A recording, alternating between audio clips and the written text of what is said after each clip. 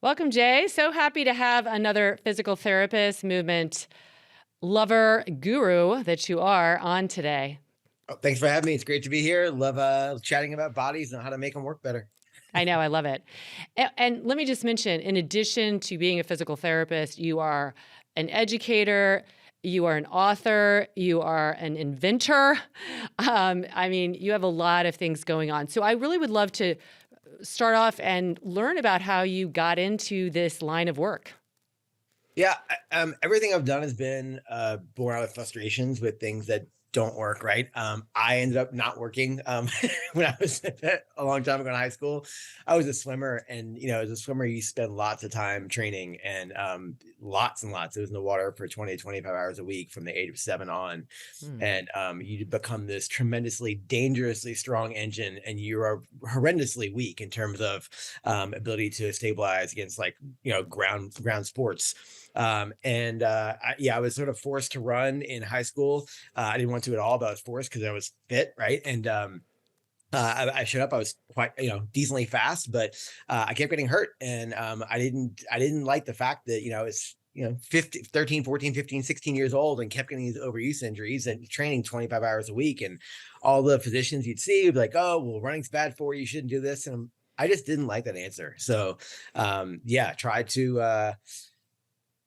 Long story short, did a bunch of weird stuff right about, but became a PT, and then ended up working for an outpatient sport and spine clinic, and found out that a bunch of stuff we learned in school didn't work. Um, so Hmm. went back to the drawing board. Ended up running a biomechanics lab at University of Virginia for over 10 years. And that's when it was really cool. A lot of things to come up to the surface when you actually get to I always tell people my career has been kind of like cheating. If you had like lab data on every patient you see, plus your, evaluation, it's like stuff's really easy to find out. I think a lot of what I've learned over the years is trying to give that back. Right. So I was raised in a family which said you're never good enough. You can always do better. So trying to do better and trying to spread good word around our community. So, yeah. Yeah, chasing that proverbial. Yes, you did a great job, Jay. No, that's wonderful because I think what we know anytime you're doing this kind of service work that we love so much is that we get so much more in return when you're helping somebody. Totally. Yeah. I would love to go back because this just like kind of the minute you started talking about swimming and how you weren't prepared for running, and I feel like there's a thread line here because correct me if I'm wrong, but going back to like swimming versus running, going into PT school, realizing actually what we learned in PT school doesn't always apply, and then going into biomechanics. Would you say that the thread line here is that people don't pay enough attention to the proximal postural muscles and their need to stabilize to function well in any kind of big movement pattern, whether it's in the water? Because I've worked with a lot of swimmers who have their big muscles are working well and their proximal muscles aren't. But would you Yeah. say there's a little bit of a thread line there?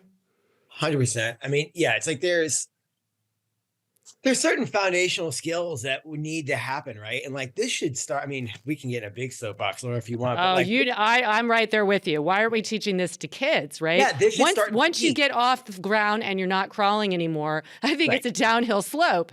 Totally. And yeah, Yeah. Yeah, I mean, yeah, this should, PE shouldn't be dodgeball, right? PE should be fun ways that are age appropriate spectrum, right? To really build lifelong skill. Not just everybody talks about strength. Yes, strength's important, but like to build skills. And we've lost sight of that as an entire culture. And that's what's so you said that common thread. That common thread is unfortunately going to start brewing really early, right? It's never getting fixed till people have ouches, right? And so it's funny to me. It's like, the reality is people won't take effort to improve their bodies unless they're hurt, right? And then you got the other yes. side, which is like, oh, I'm doing fine. I'm kind of getting along what I'm doing. I'm like, yeah, you are, but you could probably doing a whole heck of a lot better if you take, 20 steps back and reinvent the wheel. And everybody wants the one exercise to do to fix it. It's there. That doesn't exist, right? That's why people train for years to get good at things, not just one day. So it's it's an interesting time. Yeah, I mean, it sounds like you have done the similar thing that I did, is that you saw that working in a clinic, and again, this is not to diss the clinic work or anything like that, but it is like when your intention is to help people, and a huge part of physical therapy, I believe, is education. we are reduced to kind of just rote exercises that we have to give for the sake of time, for the sake of insurance. And it is such a disservice that we're not given this like kind of blank slate. Like, what do you see? How would, and knowing, yes, like you said, it's not a quick fix. But then we would be conditioning the people to realize it's not a quick fix versus getting into this mentality of something's wrong, you go fix it, you write a prescription, and you get 4 to 6 things. And if that doesn't work, take a pill. And it's like, we have just got to flip this whole, we don't have to, I know you believe the same thing I do, but it is, to everybody listening, it's so important to realize this is a lifelong pursuit to move better. You're never going to get it. And so let's just start with the basics. Like you got into running, you wrote a whole book about Running Rewired. This obviously came from your gait analysis. Why, for people that are listening, gait is how you move, how you walk on 2 feet, bipedal. What are the common, I guess, gait patterns that are not helping people optimize their movement, not just in walking, but translating into other movement patterns? What do you typically see, or what have you seen? Yeah, let me just say this too. It's like, it's funny to me, like everything is we the whole sport of running, almost everything we do, right, is a very quantitative based culture, right? How much do you run? How fast, what was your time? It's all people ask about, whether it's running or cycling or rowing or swimming, whatever, right? And so what we've lost sense of is the quality, right? So the question you're asking is like, what type of quality things have risen to the surface? I think there's two, I mean, there's a bunch of them, right? We talk, but I think if we highlight 2 today, which are really, really important, one is postural control, and the second is rotational control. And so let's hit each one of these because it's really important. And I know there's a lot of people that say, "Oh, it's not one good posture for everybody." And yeah, I know that. That's not what I'm saying. I'm not saying you have to run with upright military position. That's not what we're saying at all. The reality is, when you run, you actually do move, right? You have to counter rotate your upper body and your lower body, and you've got some motion, front to back of your pelvis and side to side and rotation, right? And running's dynamic. It's not just swinging your legs. There's other things that happen. And so, a lot of times what we lose sight of is the fact that runners fatigue, right? You don't look the same at 1K as you do at 5K and 50K, right? So, I always tell people, look, we're going to work backwards. If you come to me and you tell me that you're going to do a marathon, I need to make sure you have the posture control to run 26.2 miles, not a 5K, right? And so your mind gets blown. Why have this extra work? I'm like, look, this isn't extra work. This is integral work. It's complementary, which this isn't cross training, right? I'm trying to give you things that prepare you for your goal. You said your goal is to run a marathon. I'm just an enabler to help you hit that. That's all. That's my only place at the table, right? So I want to make sure that we really train the awareness of where your upper body, where your torso is over your pelvis, right? And it's supposed to move. There's not one posture, but for you, if I can teach you how to feel your alignment and shut my mouth, you'll learn, right? And if you learn, that's when things translate over. I know there's 5,000 core exercises you can find online. I'm not looking to give you an exercise. I'm looking to teach you a strategy, right? And so that's one that's really, really, really important. And to be blunt, Laura, it's not very well understood in the research either, right? So a lot of these things are. I mean, I love research, but we are not in, research is subjective, first of all. Research is usually catching up with what we know far before that. So, yeah. Yeah.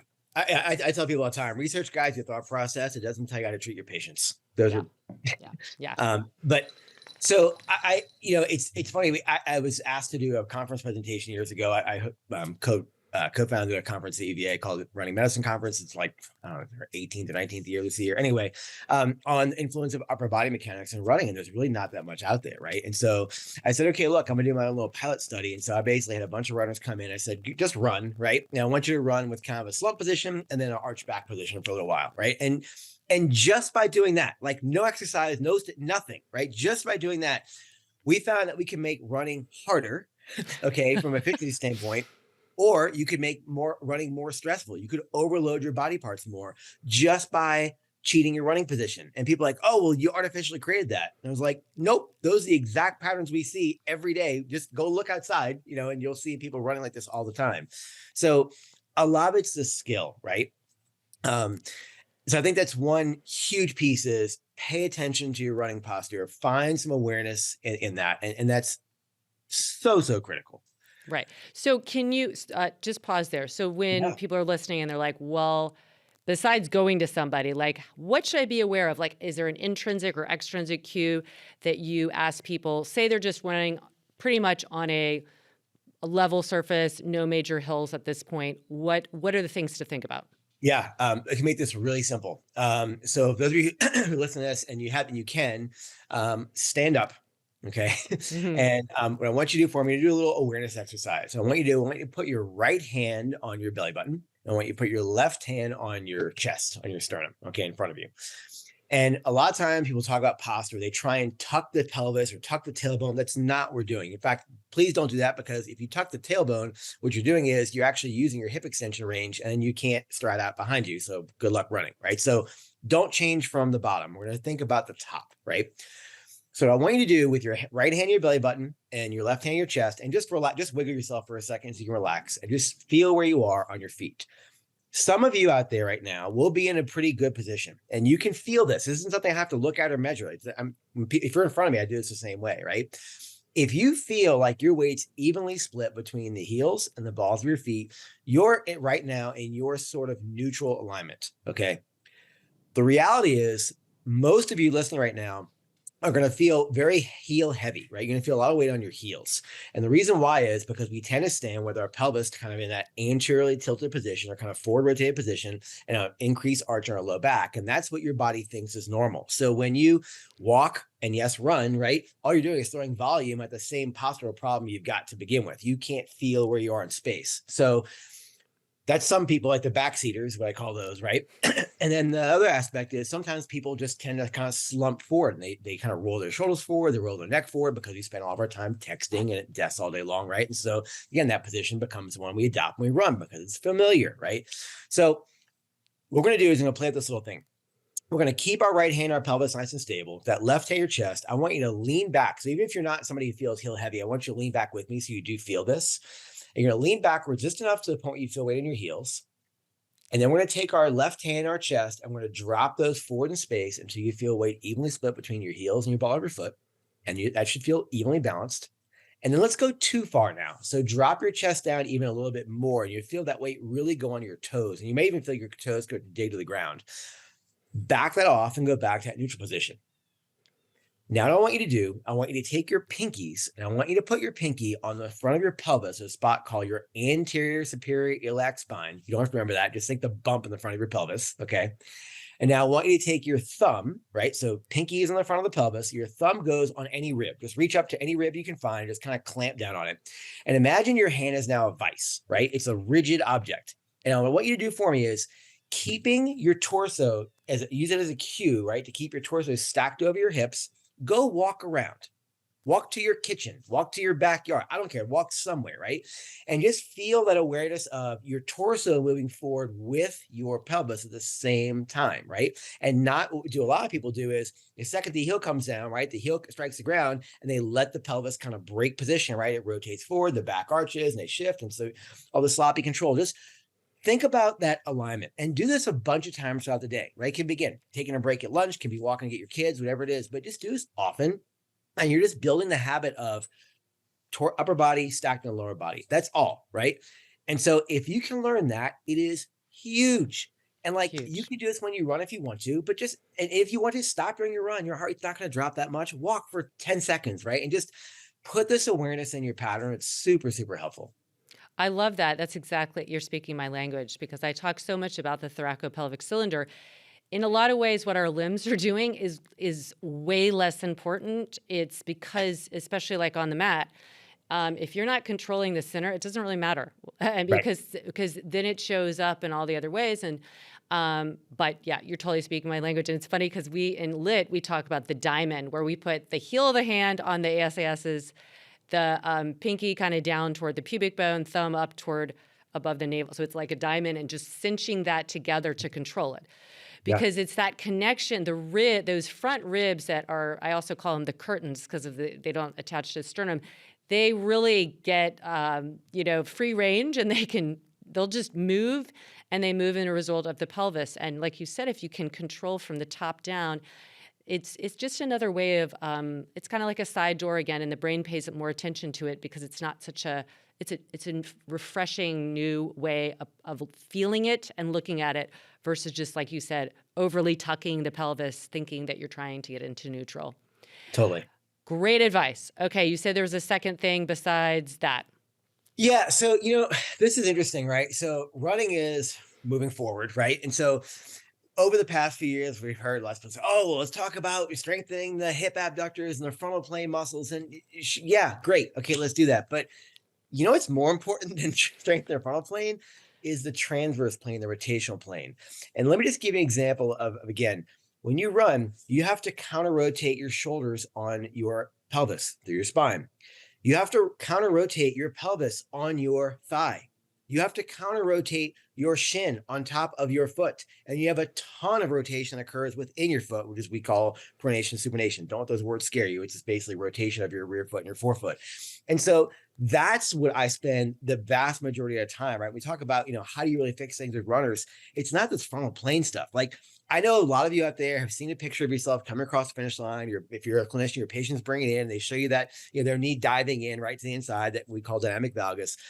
What you see visually, okay, with your eyes from a front picture is a frontal plane problem. I get that. You see the knee crashing inside, but the hip is not coming across the body. We call this adduction. Your hip isn't adducting 25 degrees, right? We've done research on this and looked at people who do have dynamic valgus running and don't, right? And the frontal plane values are within like 1 to 2 degrees. What we see huge increases though is hip rotation, okay? And then lower limb rotation, right? So I spend a lot of my time trying to teach people how to think about, your foot tied to the ground, that ground reaction force, the line of stress goes up from the foot up the entire kinematic chain. So we have to assess everything up the kinematic chain. How can you steer and stabilize your rear foot on your forefoot? How do you stabilize your shin over your ankle? How do you stabilize? These are all rotational ideas, right? How do you stabilize rotation of your pelvis on your femur? How do you stabilize your torso on your pelvis? And then more importantly, how do you get that all to work together? Yeah, right? Because you're not a body part, you're a person, right? And so that's what I think. It's funny, right? We're on the older side. We've seen trends comes and go, right? And so it's funny. People do this and do that. It's like we're missing the problem, right? The problem is think about we have to focus on. It's not the quick fixes. It's you've got to deal with rotational stresses. Let's prepare the body for that, and that gets overlooked so often. So just if you were to, I know like you said, there's so many components there, but if you were to kind of summarize it to somebody listening, would you say something like it's basically having an element of, I don't want to say deceleration, but control of, because when you're, for anybody listening, when he's talking about this rotation, there's an allowance that you want to have, but you don't want too much, right? You don't want it out of control. It's to allow the natural gait pattern. But would you say there's got to be kind of this, like I talk about this kind of energetic hug in, and then everything can move well around that. But if that center like lift of the kind of pelvic contents up and this sense of like going against gravitational forces, if you don't have that, then you just become spaghetti-like.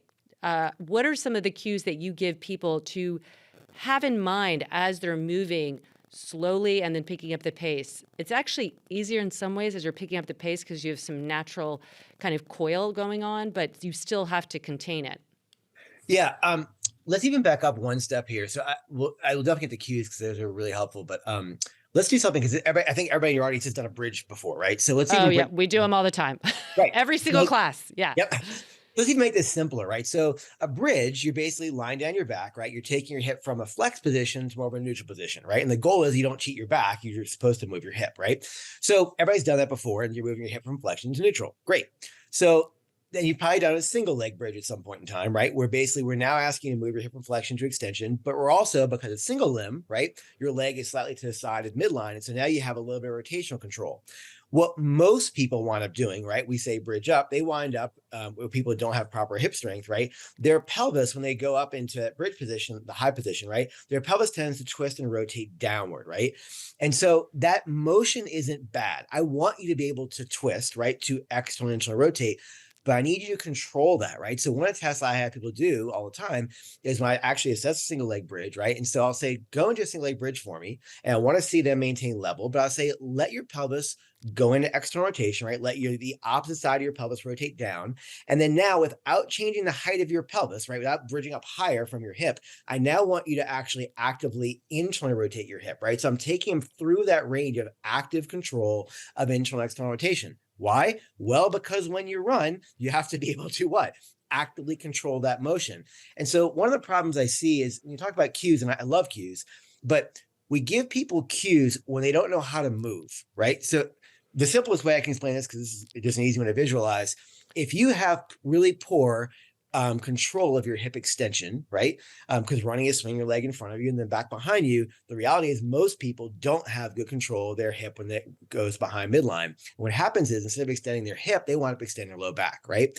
And then some coach with well-meaning is going to tell you to open up your stride, right? And open up your stride means let your legs swing longer. And that's not a bad cue, okay, the right times, but you heard open up your stride, and all your brain knows how to do is to cheat your back position to open up that stride, right? And that's not the goal. So I really dig on cues, yes, but I want to make sure people know how to move first. And so I spend time, on these kind of fundamentals, right? Teaching you how to, again, get active rotation control on your hip, how to get counter rotation upper body and lower body, how to steer your rear foot and your forefoot, how to drive down through your big toe, your first ray, right? So you can create that foundation. Like, we have to spend time doing these. And they don't, these are not things you have to work on for every day for an hour, right? They're things that take, a few minutes. Like, I tell people all the time, if you're doing this more than like 10 minutes a day, 3 days a week, like we need to have a talk, right? This is real simple stuff. And if you're still doing this in a month, we have a bigger problem, right? Like It's almost like you're prepping the neuromuscular connections in that totally. 10 minutes. It's not like you're just, yeah. Totally. Yeah. So we're talking about building blocks, right? We start somewhere and then again, eventually we'll integrate these skills into bigger type things, right? And then so when you hear that cue, right, when I say drive your elbows back behind your hips, right, which is basically preventing you from slumping your shoulders forward, right? And then having more cross body rotation, okay, that now, oh, the difference between my shoulder blade position and my spine position. Those are two very different segments of your body we're talking about, right? And driving your elbows back actually helps you work on your propulsion mechanics, right? And gives you actually better spring. As you talk about coil, right? Running's all about elasticity. So we can improve these things, right? So I think that one of the biggest things is, I tell people all the time, when you're running, do me a favor, stop every half mile, quarter mile, whatever you need to. And just again, stand on one leg and go, wait a second, am I on my heels? Am I on my midfoot or on my toes, right? And just recenter yourself, keep on going, right? Jump back into your workout and do that as often as you need to until better position feels like home, right? That's one great thing. And then the elbows behind hips cue is, again, another really simple one, right? Another I use all the time is pretend your kneecaps are flashlights, right? So you have a yellow flashlight in your left kneecap and a blue flashlight on your right, right? And don't cross your beams and make green, right? For those of you who have like wobbly mess stuff, right? Because we want to focus on the twist. And a lot of people say, run with your knees apart. And then we have people just like, wide, like, Yes.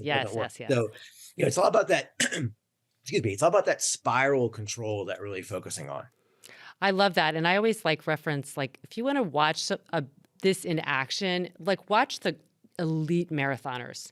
I mean, they are just magnificent, and it looks effortless, but they have that beautiful thoracopelvic cylinder control. They have the rotation component, and you just don't see, every once in a while there'll have been kind of a wild card, the outlier who is doing all this kind of extra arm stuff.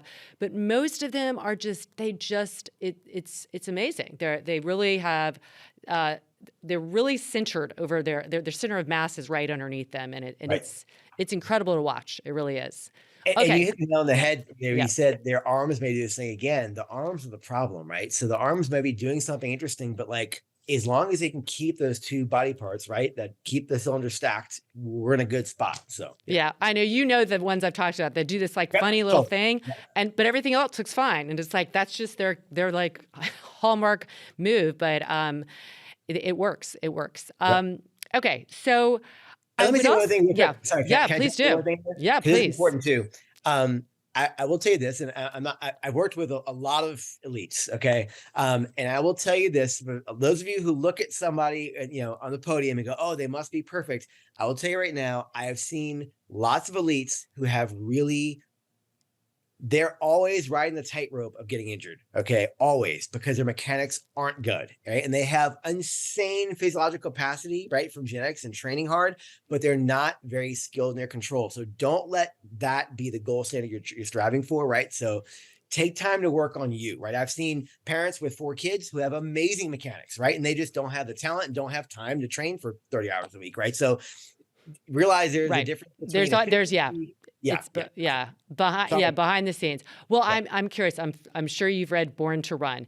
Though the people that are running that like 20 miles a day, 20, 25 miles a day, just to, in their life to gather whatever they need to travel, they're doing this for life. They're not getting injured. So what is it? Is it that they've been doing this for so long? It's the mechanics were never lost to begin with. Their connection was so good. Do you have any idea? I do. And again, it goes back to lifestyle, right? I mean, Yeah. they're using running as transportation, right? Yes. It is literally part of how they get from village to village, how they harvest crops, how they get food. Like, it's different. They're carrying loads when they're doing things, right? Like, they're not, we sit at a computer and watch Netflix and then expect to go run perfectly. And that's not how life works, right? So, Yes. I tell people, you don't have a running problem. You have a lifestyle skill problem that you're just overloading with volume. Running's not why you're here, right? You're here because there's other stuff that you've allowed to creep into your life. And I tell people all the time, like, are we born to run? I think we're adapted to run, right? I think if you do things routinely, which build the skill control, you can do whatever you want, right? But if you don't, good luck. So in an ideal world, even for people that aren't running, in terms of movement, how much movement, and it could be walking, it could be, doing yard work, it could similar to people who are doing this as their lifestyle, like you said, it's part of their lifestyle. I mean, what would you say if everything was a perfect world and we didn't have to be on a computer?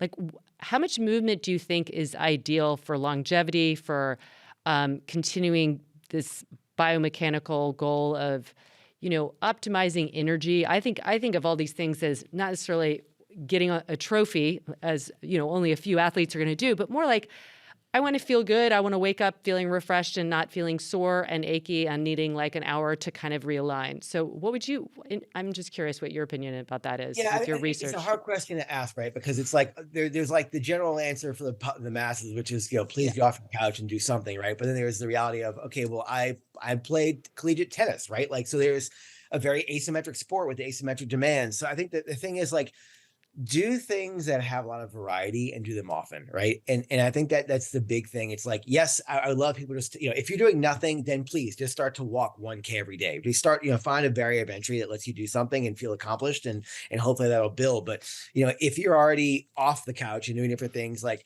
I find that, again, like we talked about, getting out of that frontal, getting out of that front to back motion all the time, learning to put some rotational skill work in, learning to put some load in your system, right? Learning to find and feel positions, right? I think that we live in a world, we want things done to us, right? I'm sorry if I'm bashing people, but we have this new business in town. It's a stretch lab. You walk in, these people that they stretch you passively. I'm like, are you serious? Like, I know people pay for this, but again, like, that's not how your nervous system learns better movement. Like, it's ridiculous. So,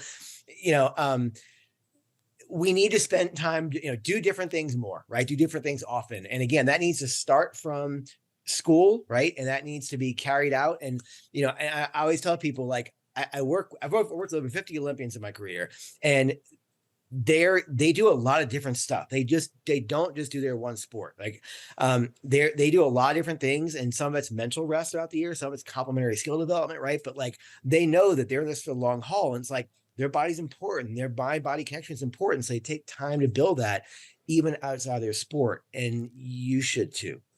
And I use that term a lot too, a movement variability. I think when people think cross training, it can overwhelm the system. Like, oh my God, it just move in different ways. Like, make sure that you're moving your joints in as many ways as they're made to move, because it is that whole, idea of, if you don't lose it or use it, you are going to lose it. And what you're losing is range of motion, elasticity, like we were talking about. And it's great for your brain as well.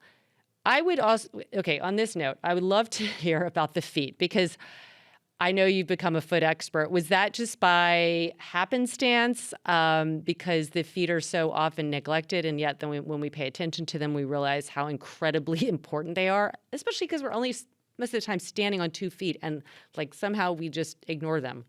Yeah, so it's a great, so again, it's born out of frustration, right? So when you two things this, right? You walk into any PT clinic, let's things have gotten a little better the past few years, but the standard of care, even like 5 years ago, you walked into any clinic and they're doing, towel curls, marble pickups, and TheraBand sweeps. So I'm like, okay, like if you just got out of a boot, there might be a chance to do that for a few days, but like if that's your standard of care, I'm not optimistic for the future, right? So the reality is, again, when you run, you get 2.5 times load in your body every stride, right? If you're a sprinter, you've got 5 to 6 times your stride, right? Your kids playing soccer had this every time they start, cut, run, and jump. And like, do you think that picking up, a marble with your toes is going to prepare your body for that? And in fact, you're actually teaching the wrong strategy, by the way, doing that. You're actually training over dominance of your long flexors, which are muscles in the shin, not the feet, right? So, again, I'm a data dork, right? I have a research lab. I have data to show how people respond and how the foot moves. I've done research on foot mechanics and trying to, again, find like what's coming to the surface, right, in terms of all this research. And so, one of the things we have this thing, I'm trying to keep it so simple, but we have this thing called the center of pressure path, right? So those of you probably seen this out there in some marketing materials, different companies, they'll show like a hot spot of the heel or a hot spot of the forefoot or something like, right? But when you walk or run, your foot hits the ground. And so the forces go from the heel, right, the outside of the foot, along the outside of the foot, and they should cross over on the ball of the foot, the metatarsal heads, and come out through your big toe, through your first ray. And it's interesting, your big toe is very, very different, both neurologically and from an architecture standpoint. So let's go this real quick. If you look at your hands, everyone, just kind of wiggle your fingers back and forth. You have two joints, right, in each finger. You have 3 bones in each finger, and your thumb, right, you have 2 joints and you have 2 bones, right? So it's a different type of anatomy, right? And your foot's the same way, right? So your foot has 2 bones in the big toe and 3 bones in the little toes. And you look at all the research, on anthropology stuff, right? We were, our little toes are designed to curl around and grasp and curl, right? And that's very different than the big toe. Big toe's job is to drive down, provide stability, right? And you even have 2 tiny little kneecaps. They're called sesamoid bones, right? But they're underneath your big toe to drive down and increase the leverage your big toe can create, because it's so critical for stability. And so that's, architecturally, you're different in your big toe versus your little toes, right? And the reason why is, again, that center pressure line has to get out the outside of the foot, across the big toes, and out the first ray. And then from a neurological standpoint, we have a separate area of our brain for different functions, right? And you have an area of your brain called your homunculus, right? An area in there, it's just dedicated to big toe function. Like, that's how important it is, right? But the reality is, we just put socks on and put our shoes on and go, right?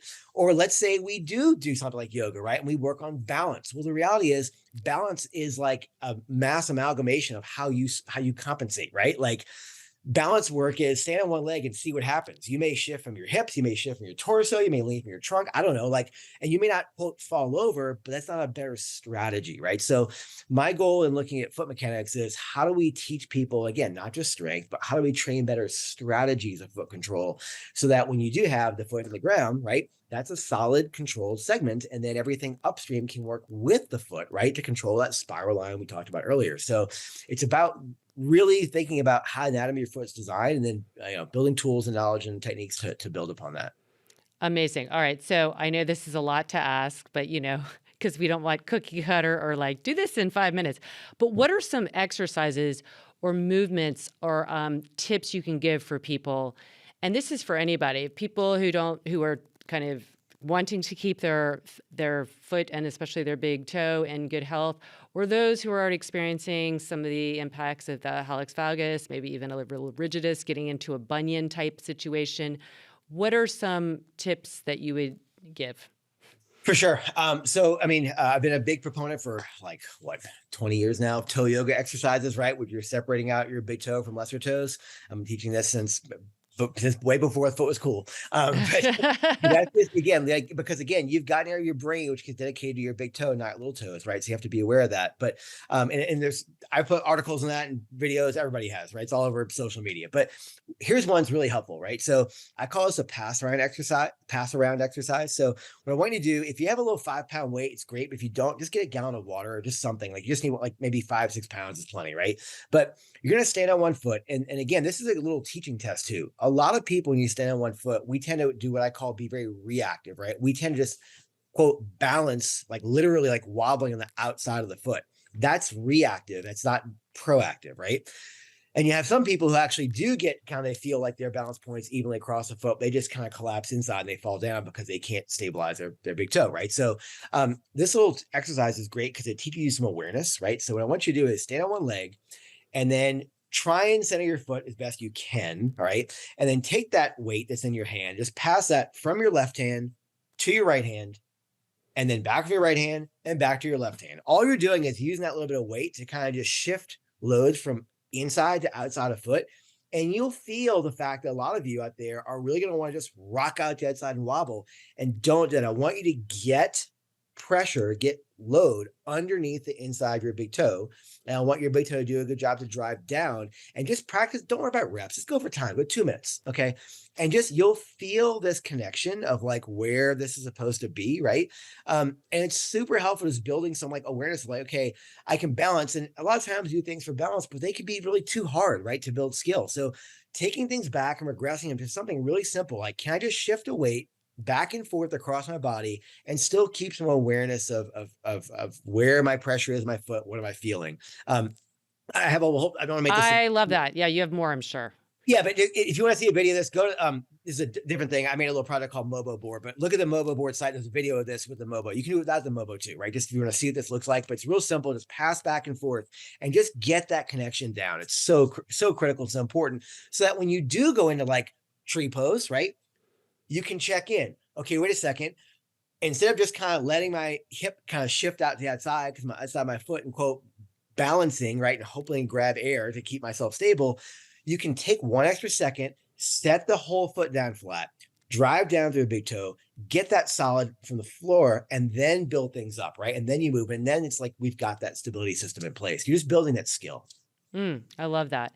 And do you feel like when you're again, not to I'm sure one cue doesn't fit all, but if somebody's thinking, well, I'm not going out to the outside, but I'm not sure what he means by like getting centered. Is there a way of thinking like big toe, pinky toe mound, heel? Like I think of the tripod, that's what I reference, but is there another way of kind of feeling that centered action? Yes, there is. So I use tripod all the time, but for some reason my tripod's different than everyone else's. Everyone else out there talks about tripod as heel, outside ball of the foot, inside ball of the foot. And that's actually not at all what my tripod consists of. And the reason why is, yes, if you're doing a full body single leg pose in yoga, your whole foot's in the ground. But when you walk, run, jump, cut, like your foot's never static. You don't have your whole foot in the ground. And all the problems you see with like our rear foot and our lower leg moving wobbly aren't rear foot problems. Your forefoot's not doing its job steering.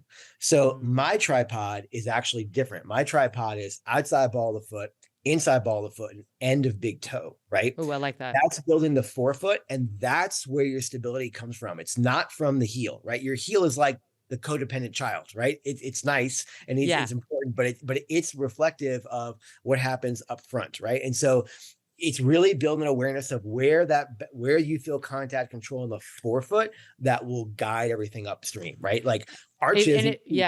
Okay. And if that happens, sorry to interrupt, Yeah. that if people tend to kind of overly, if they're kind of grabbing, that's okay to have a little bit of a feeling of a grab, but not too much.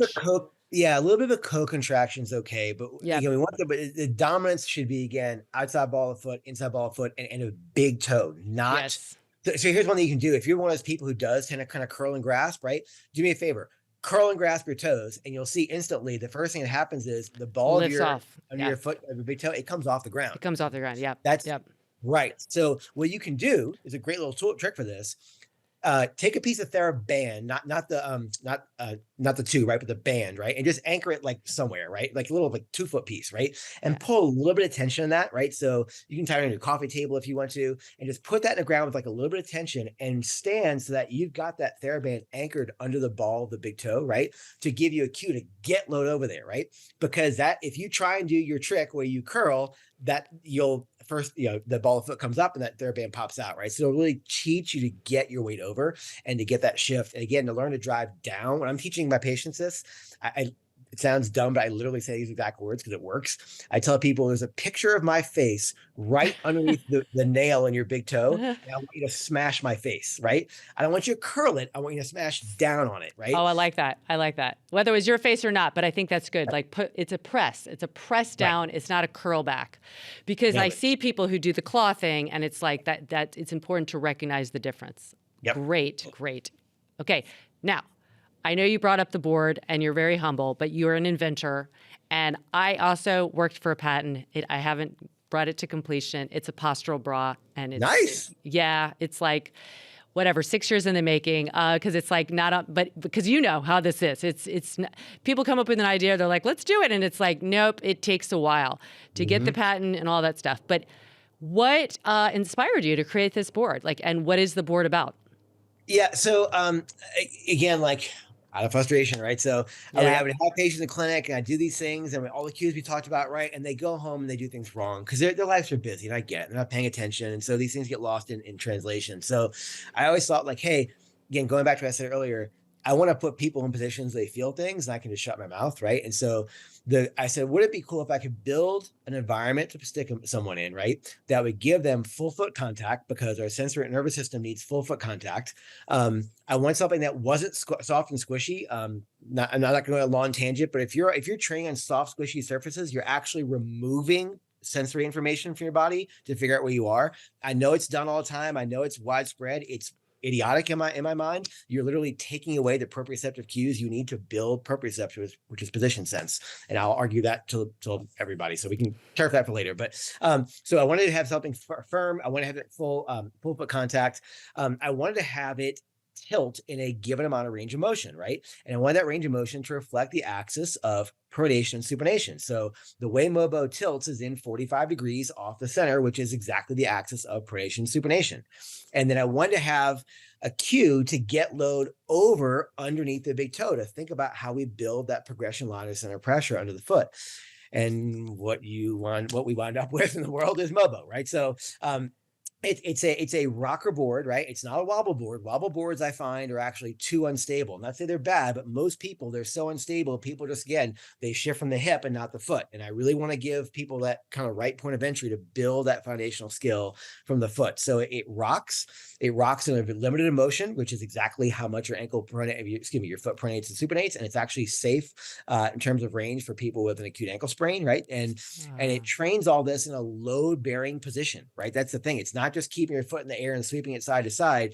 We know you're eventually going to have to get to the point where you're supporting your own weight, right? So if you're early on in rehab, you can put one foot on a few books if you want to, and then your foot in the Mobo to kind of put 50% body weight, but you can get up to single leg body weight. You can do single leg plus weight, whatever you want to do. But we're talking about just a different environment that's going to sort of, I use the word cue, but in reality, it's forcing you, right, to figure out, feel how to do this the right way. And so it's nice, people say, is there a tool to build, we have tools for different things. We have support bras, right, for posture awareness. We have, weights to load the system. And I didn't see any tools which really built that skill, not just the strength, but the skill of foot control. And do you have like a handout or video that takes people through the exercises to do on it? Yeah, we have over 35 different exercises on moboboard.com. So 3,500? No, 35. No, oh my 35. God. Oh, it's going, what? 35. 35 we can do. 3,500? No, that's going to overload our system. So I tell people, take a look at those, even if you don't have a Mobo, right? Because I broke them up into little categories, right? But I call this 1 foot 6-pack up top, just whatever. But but those are just like, take a step back, feel this stuff, right? Try to move differently. Try to pay attention to skill, right? And you kind of build those foundation. And the rest of the stuff after that, they're really, you want to train, some single leg squat mechanics? Great. Here's a bunch of different ways to do that and put your foot involved in that too. You want to build deadlift patterns? Great. Let's do that and put that in too. You're going to work some hip abduction? Great. So it's trying to, again, integrate things in a nice way. And I've just loved, my whole goal all along is see people be innovative. I love seeing exercises people create with it, right? Because different sports and different lifestyles have different demands. So make it reflective of that. But again, we're always integrating the foot stability with the whole body. That's the key thing. It's like we need to, if it's not integrated, it doesn't work. Yeah. Amen. Amen. Oh my gosh, I could talk to you all day. I love your enthusiasm. I love that you're putting this into kind of, real world situations. And like you said, getting integrative and paying attention to the quality. Movement has a quality to it. And that quality is what allows us to move well for decades. And even if you're in your 20s, and I know you probably aren't even thinking about but even if you aren't experiencing anything and you aren't thinking for the future, it's going to help you in efficiency. It's going to help your recovery. It's going to help your nervous system, all of the things to really work on quality. So thank you for doing everything. Yeah. And where can people, go ahead. If I can say one thing. So one of the things that I do, because this struck me with something you asked earlier. One of the things I do with my patients when they come in and they say, hey, I'm here for whatever. I'm like, hey, how can I help you? Right. That's my job. But when it comes time, hey, here's what we have to do. I ask them point blank, how much time do you have available to integrate this into your lifestyle? Right. And so I think one of the things for any clinicians listening, we want to do so much to help them. And I ask them point blank, do I have 5 minutes a day, 10 minutes a day? Do I have 20 minutes for the whole week? I ask them because I have to make our plan fit your life. So if you're to integrate what you just said, right? Wherever you are right now, think how much time can I find throughout the week? It doesn't have to be 5 hours, people. It's just real simple, right? But maybe it's 5 minutes a day. Maybe it's, 10 minutes a week. I don't know. Find something and introduce this in because again, it's not strengthening, it's just skill building. And you'll be shocked at how much better you feel and how different you feel by just taking some time to pull things back a little bit and go back to basics. It's really helpful. I couldn't agree more because you're taking out some of the negative stress like overuse or imbalance or because we lose energy if we're not well integrated. And then you're possibly putting on the good because there is good stress. Good stress is actually going to help your nervous system. It's going to help you grow in every way, So I love that though that you're asking that question. And sometimes when my teachers who go through my training and they see me do a private or something, I give them some examples.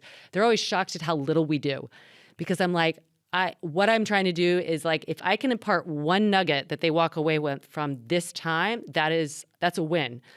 If I give them a lot of stuff and they don't do any of it, then that's not going to make any of us feel better. So right. I think that's like you said, dial it back but get clear and have good quality. So thank you for doing that. Tell everybody where they can find all your great information and this wonderful board you invented.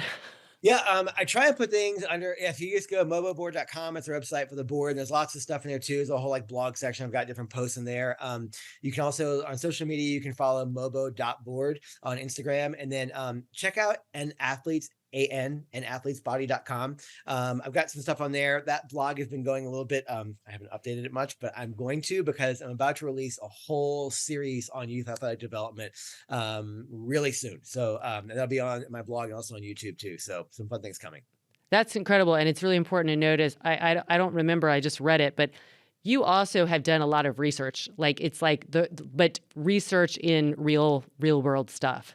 And have written about that. So I think that's, and you have a book, one book or two books? 2 books, Anatomy for Runners and Running Rewired. I love it. I love it. Oh, well, thank you so much for joining me today, Jay. It was really a pleasure. I'm excited to dive into more of your stuff. And I really appreciate this for everybody out there. I'm sure there'll be lots of questions, so we might have to have you back. Sure. Thanks for having me. And I hope everybody listening has an amazing day. Yes. And you all know, as always, I am pulling for you.